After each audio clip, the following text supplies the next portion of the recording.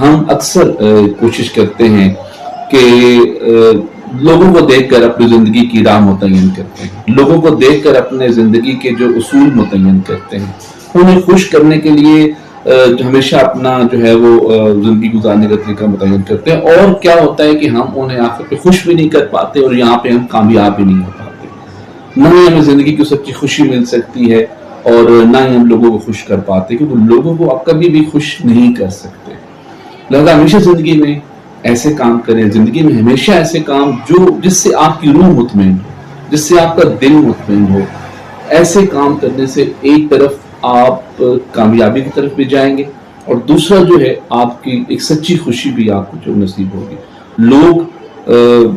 کسی حال میں راضی بھی ہو جائیں گے، کسی حال میں آپ سے ناراض بھی ہوں گے، لیکن کم سے کم آپ نے اپنے دل کی بات مانی ہوگی، اور آپ کی محسوس ہو جاتا ہے۔ تھوڑا بہت شعور رکھنے والا، تھوڑی بہت تعلیم رکھنے والا بندہ جو ہے وہ